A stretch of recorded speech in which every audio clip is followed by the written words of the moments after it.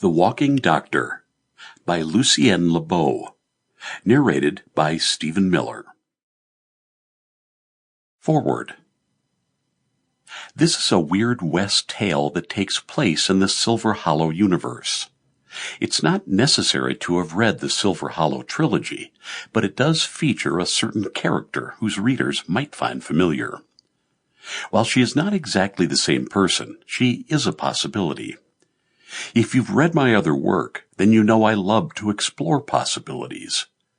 In the 4 years since I wrote this, I think you'll find what I wrote about it 4 years ago to be important for what we face this year and what we face during any kind of epidemic or pandemic. Okay, so it's going to become pretty obvious to you, dear reader, that I am not a scientist nor a physician, but that's okay, because this is 100% a work of fiction.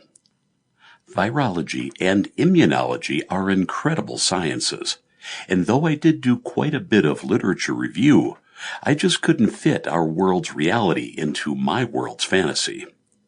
But in my case, science is secondary to the story. Real science, the kind of work that has nearly eradicated polio, destroyed smallpox, and given us beautiful ways to cope with the human condition, takes decades of hard work and entire teams of people. The beauty of science is not in a single genius virologist or someone working in isolation to discover a cure for a disease. The beauty is in the teamwork and the discoveries made through the scientific process. I take enormous liberties with diseases and viruses, and if you're any kind of an expert, you'll see things that might make you pause and question. But remember that here, things are vastly different than in the real world. Terra and Earth seem a lot alike, but there are keen differences that make it fun. I hope. I'd like to thank my friend Jay Willison for his help teaching me about firearms. All mistakes and liberties are mine, and mine alone.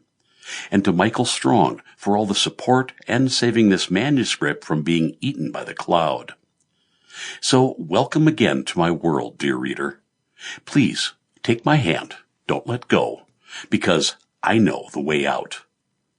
Lucienne Lebeau, November 23rd, 2020, Atlanta, Georgia, USA.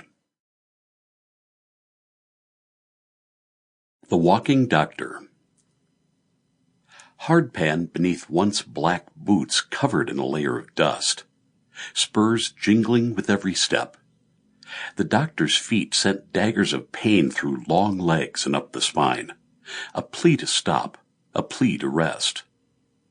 This doctor kept walking, pushing through each burning toe, each blistering heel, soles aflame. A gun on the hip, a satchel on the back, a locket and a vial around the neck, near the heart. The heels of the boots on the hardpan echoed with dull clacks. Ahead, on the horizon, a network of foothills scraped at the enormous blue sky.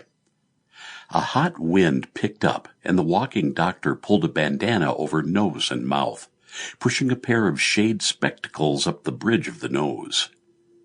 Catherine Judge cocked her head and stopped walking. It looked like she was trying to figure out a puzzle, but she was listening. "Help us. Oh, please, won't someone help us? I can't stand to see him suffer like this. We need a doctor. Time is running out." The physician sighed and ran a hand over her forehead. Listening brought nosebleeds. Nosebleeds brought questions. "Questions I can't answer," she said to the town on the horizon. It was nestled against the foothills, near water. Catherine closed her mouth and walked again. "You're a stubborn girl, and you'll be a tenacious woman," her mother's voice said in her mind. With every step, her mind gave way to the past.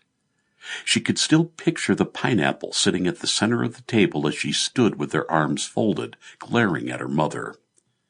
The anger she felt that day was now long gone, but she remembered how the older woman took it, with grace. That's a good trait to have, Kit, and it'll come in handy when you're facing the razor. Now go upstairs and get dressed, and we'll discuss it after the party. I promise. She smiled. Her mother had kept true to her word. Sample complete. Ready to continue?